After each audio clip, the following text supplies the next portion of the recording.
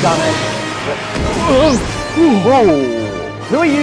And why do you look a lot like me? Alright, so I've been playing this game for a while now. Bad jump mechanic aside, annoying birds, a criminally insane doc, whatever. What am I actually supposed to be doing? I was told that I had to find things that Biff had hid, but I haven't seen anything lying around apart from slices of pizza, Pepsi bottles, I'm guessing, it looks more like beer, and these things. What are these exactly? Pokeballs? I mean, okay, wait, actually, okay guys, I've got this. I know what this is. It's the unofficial first Pokemon game. Alright, bear with me here. Look at these enemies. You've got Pidgey, Charmander, Voltorb, Magikarp, Slugma, Frog Guy, Gengar, and this isn't fireballs, it's Pokeballs. I'm a goddamn Pokemon trainer right now. I even have the cap. Look, it's another Pokemon trainer throwing his Pokeballs.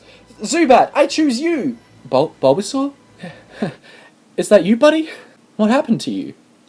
Oh god, what did they do to you? Okay, so now that we know we're in a Pokemon game, maybe that'll help us figure out what the hell we're supposed to be doing right now. I mean, looking for the next gym, beating the Final Four. In fact, where's our rival? I guess our rival would be Biff in this game, right? I mean, his name would... Oh.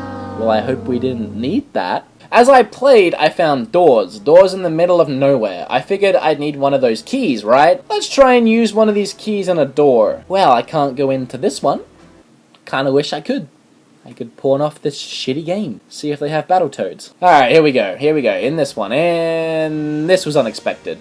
Yeah, I didn't expect that. This isn't that bad, actually. It's kind of fun. You need to grab the clocks to proceed. The more you get, the more it changes the level in some way. Whether it adds a platform, makes enemies flash, or makes you flash. I actually can't think of another platform game I've played on the NES that has added difficulty this way. It's good. I like it. Plus, the jumping feels smooth and precise. This is honestly the best part of the game. It took me loads of tries to get it right. I couldn't get this effing clock. Here, I died a lot. So many Martys. So many dead Martys, and so many dead Martys. I didn't mind dying too much, however, because, for starters, this is fucking hilarious.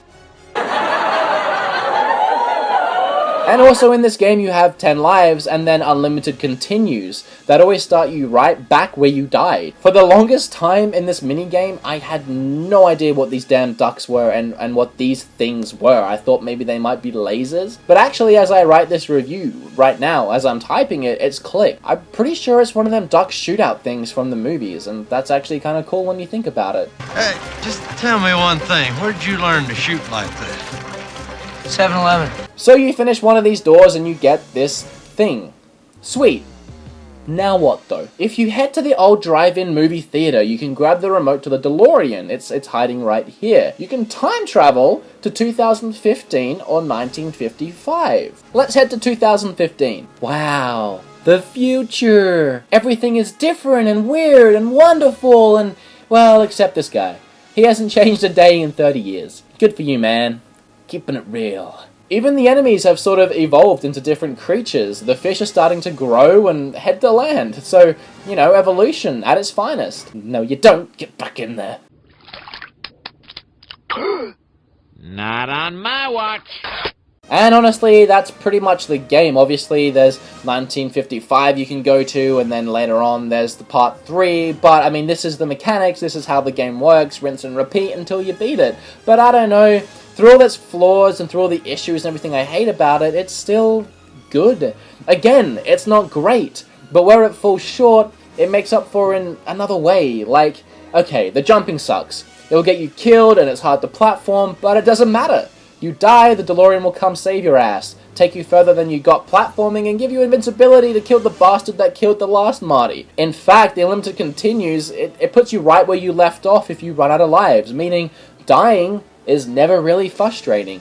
Despite the fact you die constantly through stupid ways, it's never an issue. Now, that isn't good game developing at all. I'm not saying the game is good because it's easy or makes up for it with unlimited continues. I'm saying it's not the worst game the NES ever made. It's a decent little platformer that has a bunch of issues and things I should have done differently, but at the same time, I never got frustrated enough that I just threw the controller down and stopped playing. In fact, Conceptually, the game is awesome. This is the NES we're talking about. Some of the games, they're really uninspired. But this game, you can pick between 3 places in time, 1955, 1985, and 2015. Each decade has the same level layout. Everything's, the same, but they look different in each decade. You can even plant a tree in 1955 and climb it in that spot in 2015. Once you finish the Part 2 section of the game, you can go to Part 3, which again plays the same. You can even get a code that will start you here in the future if you want. In the future, get it? Back to the, never mind. In fact, the art style of Part 3 is actually pretty awesome. The game has a lot to offer as far as mini-games, levels, art design, gameplay, and gameplay concepts. As I said, conceptually, this game is great. Its execution, on the other hand, it's very lackluster. The game shouldn't need unlimited continues to make it bearable. Its controls should have been tight in the first place. That means I didn't die stupidly all the time in ways that felt beyond my control. Also, why were the earlier levels so damn black? A little bit of color here and there would have been nice and really liven this game up. I mean, look at Part 3 of this game, the Wild West. It's fantastic, it's bright, it has its own charm. It doesn't really even look like a copy of any game. It's its own thing. I really like the Part 3. I kind of wished I did these 2 games separately, and Part 3 was its own thing, but that's whatever. Comparing Back to the Future Parts 2 and 3 to the first game on the NES, this game is amazing. Compared to the rest of the NES library, the game's still pretty good. There are a lot of crappy games on the NES, and this game, in my opinion, is certainly better than at least 60% of them. Plus, it does have a pretty good rendition of Johnny Be Good in the 1955 level.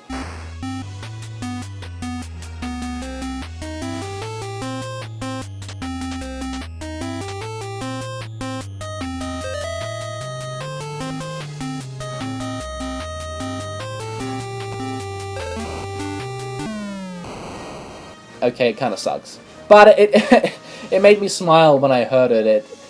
I would have liked more. I kind of wish the other levels in the game had music that kind of resembled the movie, but I don't know. It is what it is. The music wasn't insufferable at any point except for that damn third. So Doc, tell me, what else can that thing do? Where can it go? Anywhere in time and space, Marty. Woody. Anywhere? Yeah, you're telling me that we could go anywhere. We could go back to 2006 when YouTube first started and steal everyone else's ideas and become millionaires. We could do epic rap battles of history before anyone else.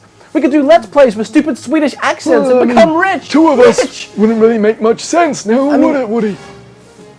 No. 87, 88. That's my idea. That guy really puts the cunt in space-time continuum, am I right? I mean, it's probably for the best. All that power and money would have gone to my head anyway. I mean, all that fame and YouTube fortune. I would have become big-headed and all full of myself. I mean, look at Gilly. Man, I am so bored! Hey guys, thanks for checking out my review of Back to the Future Part 2 and 3 for the NES. Back to the Future is my favourite movie of all time, and when the 21st of October came around, there was no way that I didn't want to make something for it. And I don't usually make reviews, and I don't know if I'm good at them. I don't think that I'm that good at them, but I try pretty hard on these, and I hope you guys like them. At the end of the day, at least got a laugh out of them. And I actually realised as I was doing them that the microphone I was using was dying.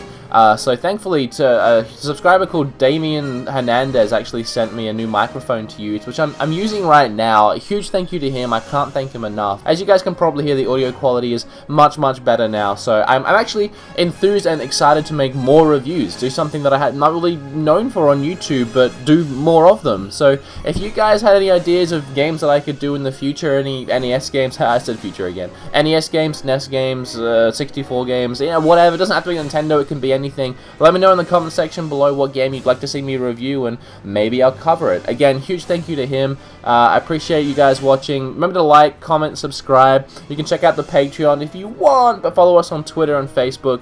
Everything really helps to go a long way. So, but definitely, like the video and subscribe.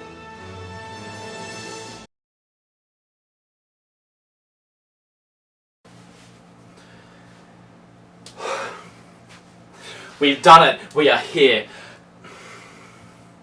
We are never gonna get this right.